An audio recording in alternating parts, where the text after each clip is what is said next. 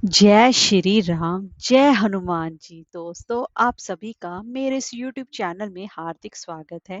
दोस्तों, आज ज्येष्ठ मास का पहला और बड़ा मंगलवार है, जिसे कि बुढ़वा मंगलवार के नाम से जाना जाता है। हनुमान जी को मंगलवार का दिन बेहद ही विशेष प्रिय है और इस दिन हनुमान जी और उनके गुरु यानी कि राम जी की पूजा उपासना करने से वह अपने भक्तों पर कृपा बरसाते हैं और उनकी सभी मनोकामनाओं को अवश्य ही पूर्ण करते हैं। आज के दिन हनुमान जी की विशेष रूप से पूजा उपासना की जाती है, क्योंकि ज्येष्ठ मास में ही हनुमान जी पहली बार राम जी से मिले थे, जिसकी वजह से इस दिन का सबसे ज्यादा खास महत्व माना जाता है। तो आज की इस वीडियो में मैं आपको ज्येष्ठ मास के पहले मंगलवार के दिन हनुमान जी की व्रत कथा का रसपान कराने जा रही हूँ। तो चलिए वीडियो शुरू करते हैं। दोस्तों, अगर आपको हमारी वीडियो अच्छी लगी हो तो लाइक शेयर और सब्सक्राइब करना ना भूलें और कमेंट बॉक्स में जय श्री हनुमान जी अवश्य लिखें। तो चलिए वीडियो शुरू करते हैं। एक बार व्यास जी ने कहा, एक बार नौमिषराय तीर्थ में 80,000 मुनि एकत्रित होकर पुराणों के ज्ञाता श्री सूत महाराज जी से पूछने लगे कि हे महामुने, आपने हमें अनेक पुराणों की कथाएं सुनाई हैं। अब आप कृपा करके हमें एक ऐसा व्रत और कथा बताएं जिसके करने से संतान की प्राप्ति हो तथा मनुष्य को रोग, शोक, अग्नि, सर्व दुख आदि का भय दूर हो, क्योंकि कलयुग में भी सभी जीवों की आयु बहुत कम है। फिर इस पर उन्हें रोग चिंता के कष्ट लगे रहेंगे, तो फिर वह श्री हरि जी के चरणों में अपना ध्यान कैसे लगा सकेंगे।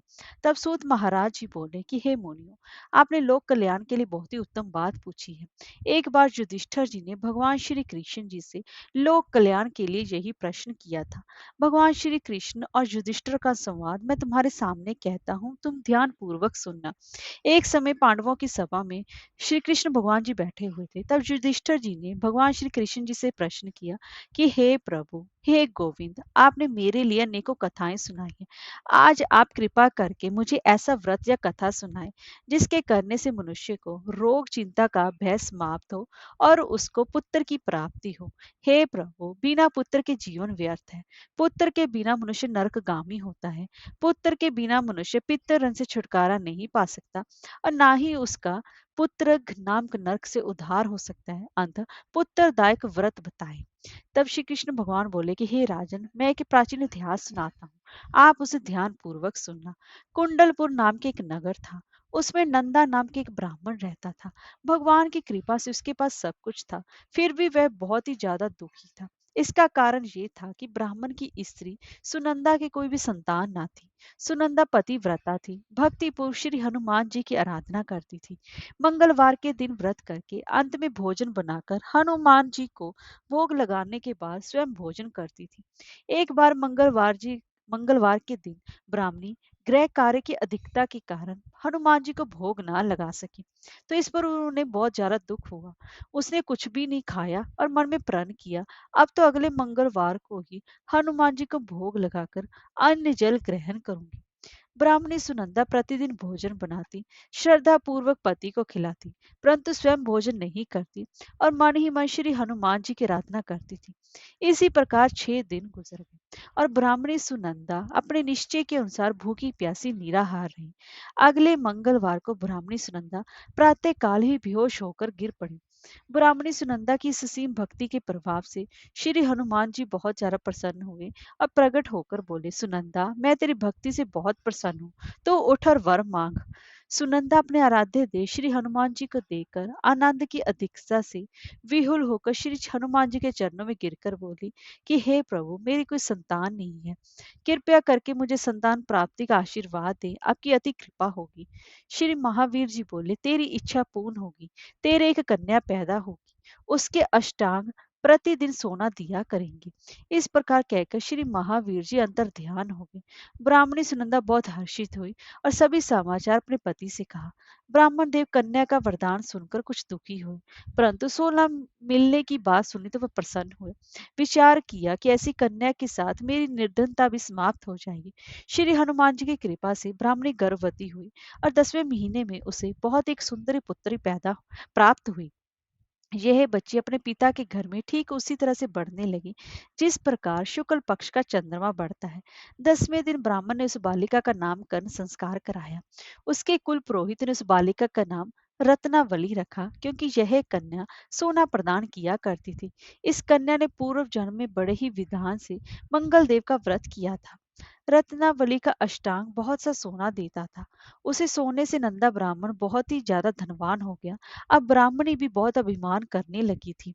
समय बीतता रहा। अब रत्नावली 10 वर्ष की हो चुकी थी।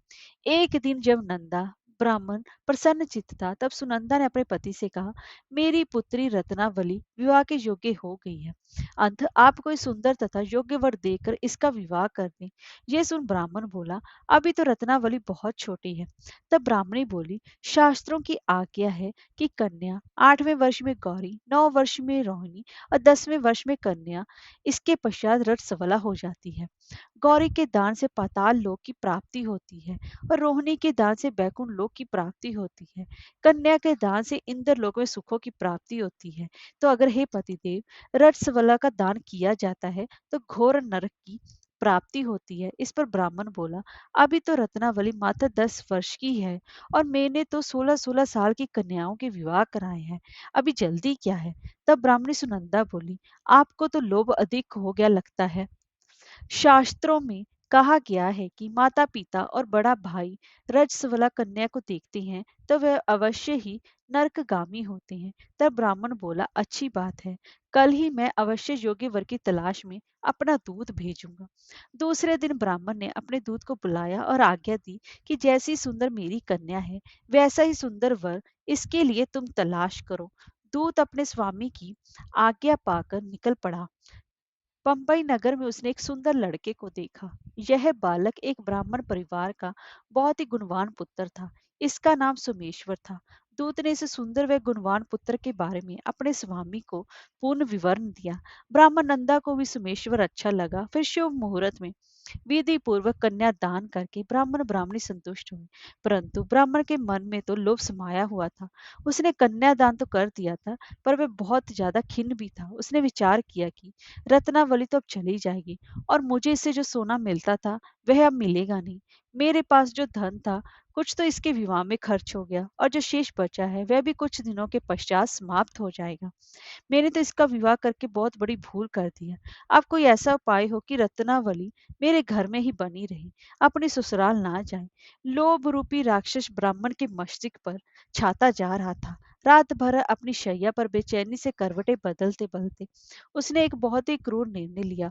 उसने विचार किया कि जब रत्नावली को लेकर उसका पति सोमेश्वर अपने घर के लिए जाएगा तो वह मार्ग में छिपकर सोमेश्वर का वध कर देगा और अपनी लड़की को अपने घर ले आएगा, जिससे कि नियमित रूप से उसे सोना भी मिलता रहेगा और समाज का कोई भी मनुष्य उसे दोष भी नहीं दे सकेगा।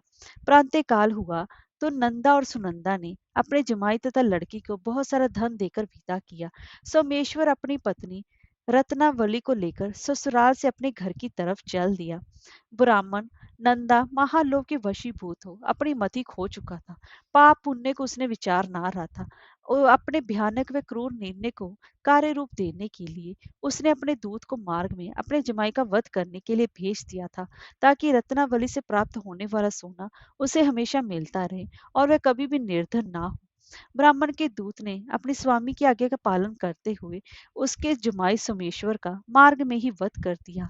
समाचार प्राप्त कर ब्राह्मण नंदा मार्ग में पहुंचा और रुदन करते अपनी पुत्री रत्नावली से बोला कि हे पुत्री, मार्ग में लुटेरों ने तेरे पति का वध कर दिया है। भगवान की इच्छा के आगे किसी का कोई वश नहीं चलता है।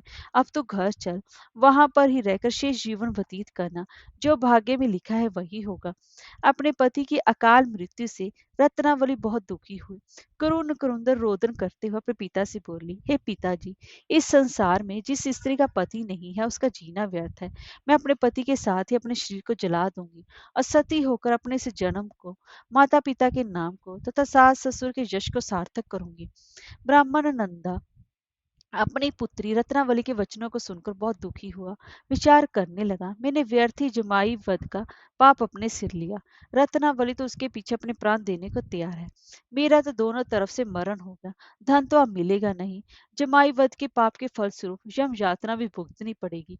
यह सोचकर वो बहुत ज्यादा खिन्न हुआ। सोमेश्वर की चिता बनाएगी। रत्नावली सती होने की इच्छा से अपने पति का सिर अपनी गोद में रखकर चिता में बैठ गई। जैसे ही सोमेश्वर की चिता को अग्नि लगाएगी, वैसे ही प्रसन्न हो मंगलदेव वहां पर प्रकट हुए और बोले कि हे रत्नावली, मैं तेरी पति भक्ति से बहुत प्रसन्न हूँ, तू वर मांग। रत्नावली ने अपने पति का जीवन दान मांगा। तब मंगलदेव बोले, रत्नावली, तेरा पति तो अजर अमर है, ये महाविद्वान भी होगा, और इसके अतिरिक्त जो तेरी इच्छा हो वर मांग। तब रत्नावली बोली, हे ग्रहों के स्वामी, यदि आप मुझ पर प्रसन्न हैं तो मुझे ये वरदान दीजिए, जो कोई भी मनुष्य मंगलवार के दिन प्रातः काल लाल पुष्प लाल चंदन से पूजा करके आपका स्मरण करेंगे, उसको रोग व्याधि ना हो, स्वजनों का भी कभी वियोग ना हो, सर्प अग्नि तथा शत्रुओं का भय ना रहे। जो स्त्री मंगलवार का व्रत करे वह कभी विधवा ना हो। मंगलदेव तथास्तु कहकर अंतर ध्यान हो गए। सोमेश्वर मंगलदेव की कृपा से जीवित हो उठा। रत्नावली अपने पति को पुनः प्राप्त कर बहुत ही ज्यादा प्रसन्न हुई और मंगलदेव का व्रत प्रत्येक मंगलवार को करके व्रतराज और मंगलदेव की कृपा से इस लोक में सुख ऐश्वर्य को भोगते हुए अंत में अपने पति के साथ स्वर्ग लोक को की। तो हे मंगलदेव, जैसे आपने उस रत्नावली की सुनी, वैसे ही कहानी कहने वाले और सुनने वाले की सभी पर अपनी कृपा दृष्टि बनाए रखिएगा। जय श्री राम, जय हनुमान जी।